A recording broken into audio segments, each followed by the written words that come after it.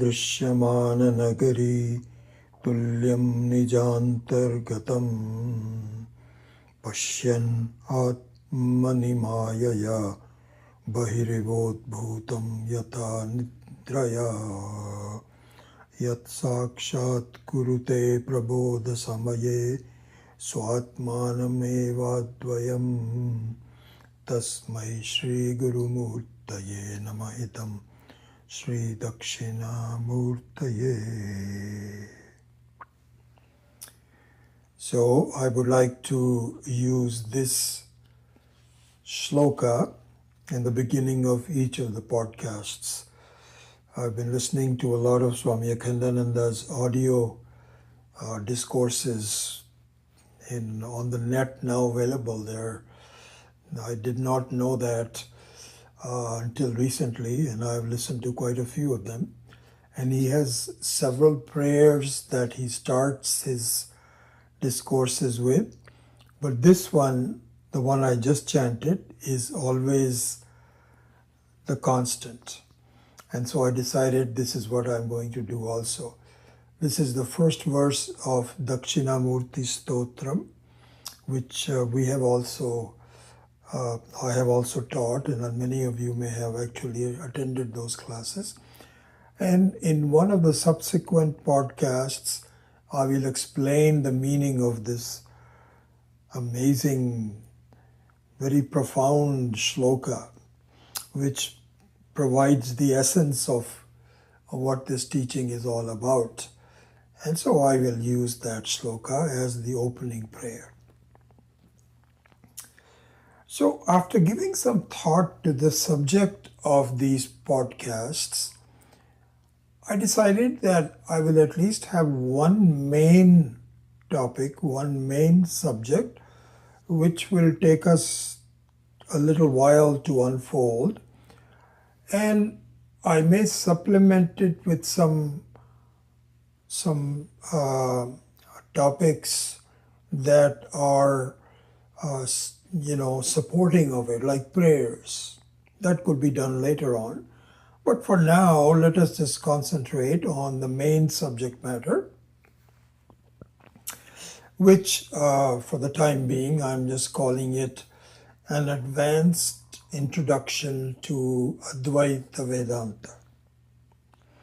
So here, all of these words are meaningful to me. Advanced meaning that it is really meant for people that have studied Vedanta for a while. You may be new to it, and if you gather some useful information, so be it. But my focus is going to be to teach it to relatively experienced students. The word introduction means that I am not just going to take only one aspect, but really the entire Shastra in these podcasts. And I will explain this in more detail, perhaps not in today's podcast, but in the next one. What does it mean? What does Shastra mean? What does the extensiveness of it mean? So all of that I will do later on. Then the Advaita Vedanta means that, really speaking, the advanced Vedanta is Advaita Vedanta. This is at the graduate level. And I think that this is best illustrated by an example. So let me give you that example. So, when there is a toddler, a newborn about a year old, when it starts to sit up and has a mind that is somewhat developed in terms of distinguishing between various words and various things. What is called abhidhana are the words, and abhidheya are the things associated with the words. So when this toddler starts to have enough understanding of the distinction between words, then the parents usually take out a book where the parts of the body are given. Nose, lips, eyes. There is a picture of the eye. There is a picture of the lips. There is a picture of the nose, of ears, hands, legs, and so on. Now an exercise starts where the parents takes this in front of the baby and says, this is a nose. And it takes a lot of repetition. A lot of repetition, because the baby doesn't know what is a nose. This is a sound, and it's going all over. But the parents basically gives a certain discipline to say, this is a nose, this is the eyes, these are the eyes, and so on. And after quite a while, the baby is now ready for an exam. So the parents ask him, where is the nose? And the baby can now say, this is the nose. And the parents are also very happy. The baby is also feeling, I did something good. They are clapping and everything. Where are the eyes? Here. So now this is a one step. I might call it an undergraduate level step, so that you have now an identification of the various body parts that are. But are we done? No, we are not done. Because the baby, for most cases, this is also an interesting example, because in most cases, the baby does not look at its own face. What happened to my... Okay. I want to make sure that I stay within 20 minutes, so I want to keep the timer looking at me. So the baby doesn't know its own face. So, but it can be done where the parents can touch the nose. But still the baby does not correlate the picture of the nose on the book that is now successfully able to do with something which is very different. So this is the next level of education, where the parent has to now show a mirror to the baby and say, see, this nose that you have is the same thing as this nose on the piece of paper. And that also takes a little while for the toddler to see, but eventually it figures it out. Now our education is complete. You can call it at a graduate level in this small example. So from now on, if the parent says, hey, blow your nose, it doesn't blow the picture. It blows its own nose. It says something, hey, you've got some yogurt sticking on your nose, please wipe it. Then it knows what to do. The education is complete. You know, this is how the study of Vedanta is. How at the undergraduate level, we are taught by the Shastra the anatomy of one's existence in life in a very methodical, systematic way. Tattva Bodha. And there we learn about what is Atma, what is Jagat, what is Anatma, what is consciousness, Chaitana, what is inertness, Jada, what is Jiva, how do we define Ishvara, Vyashti, Samashti, Karma, Vasana, Bhakti, Jnanam, Sthula Sharira, Sukshma Sharira, Karana Sharira, Saguna Brahma, Nirguna Brahma, Maya, Purusha, Prakriti, Satyam, Mithya, types of change, Arambhavada, Parinamavada, Vivartavada, etc., etc., etc. This is exactly like the different portions of the face, parts of the face on a piece of paper.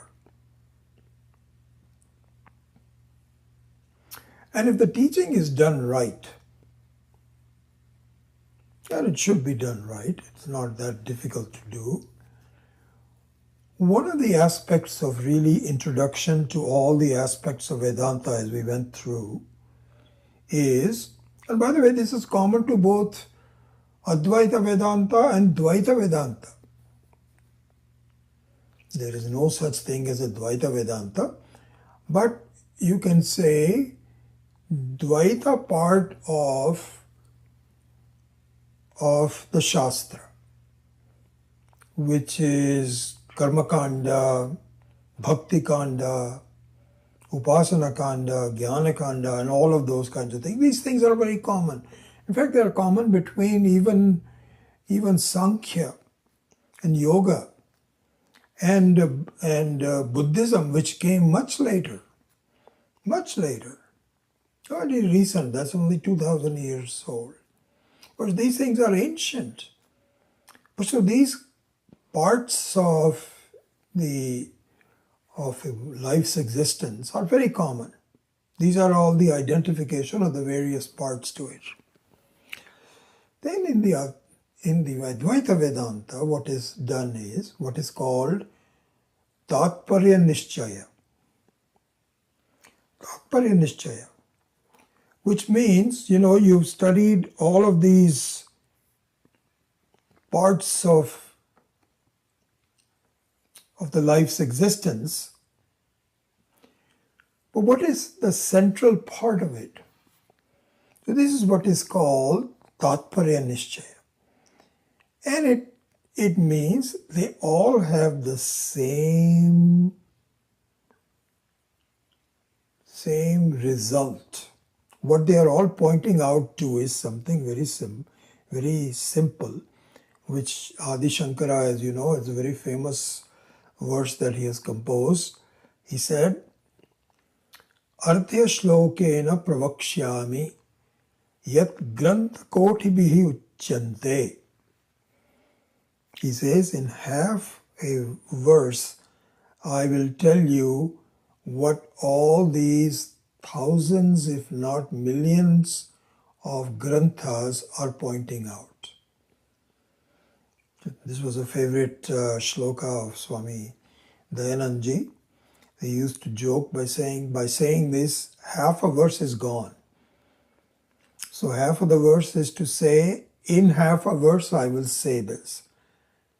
In the second half, it is pointed out, Brahma Satyam Jagan Mithya Jivaha Brahma Eva Natu Aparaha.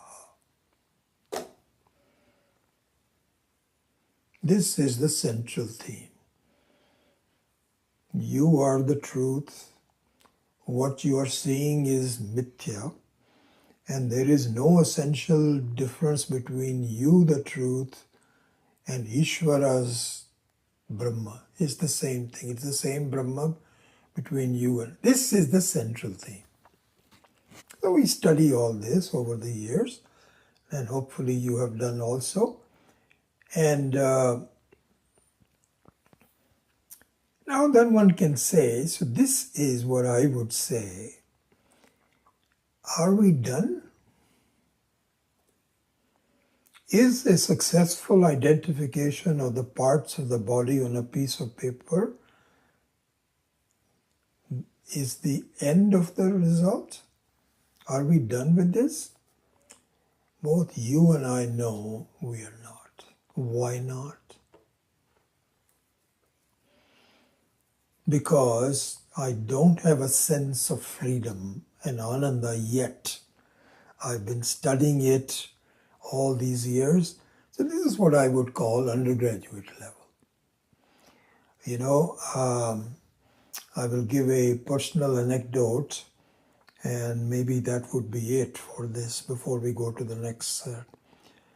So in December 1981, in the last few months of the PRC course that I attended, 2.5-year course with Swami Dayanandji, Swamiji had taken a month off to visit India, as he usually did every 7-8 months. He would take a break and give us a break as well.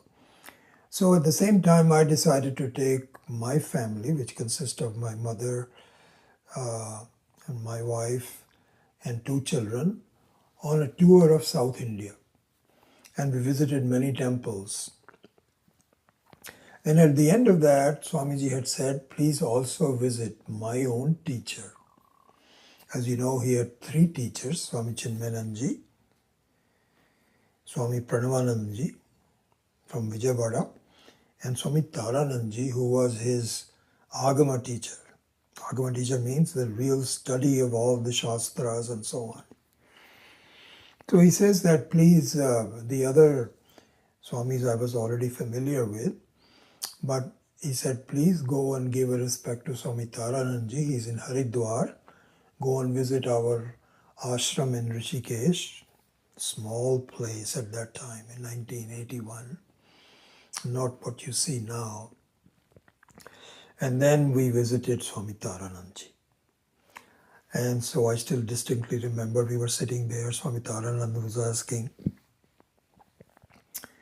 where are you from? What are you doing? So we explained to him that we are attending the course with Swami Dayanandji. We are now doing Mandukya Upanishad towards the end. I've been studying with him for really 2 years, really more than that.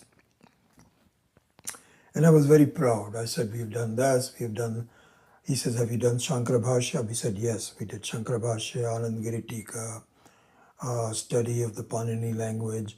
We did all of that.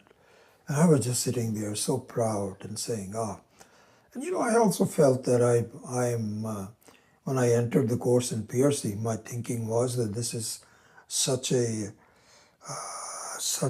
major departure and such a concentrated study that I will come out with a good understanding and with a sense of freedom. This was my hope. And so this is what I was talking about, Swami Taranandji also. I said, we've done this, we've done this. I still remember the look on his face. And he said in Hindi to me, he's a Hindi speaking. So he said, so ऐसा लगता है कि अभी तक तो श्रवण चल रहा है और श्रवण भी अभी काफी बाकी है, तो फिर लाइफ में फिर आपको मनन और निधिध्यासन भी करना पड़ेगा, पर चलो अच्छा है, अभी छोटे हैं, काफी टाइम है आपके लिए. He said in English, right now you're just doing Shravanam, you're just getting an introduction to the whole thing. And that also doesn't look like it's very complete yet, there is more to be done. And after that, you will be spending a lot of time doing Mananam. And I remember saying, oh my gosh, I didn't know this. I thought I would be done by this now. Well, that's not true. I was not done. and required a lot of further study, further, even Shravanam, as I think that is an important thing. We immediately feel, oh, I've just listened to Bhagavad Gita for a while and I think I'm done, and now I can go on to other things. This takes a long time. Anyway, in the next podcast, I will explain to you the next few steps that we went through.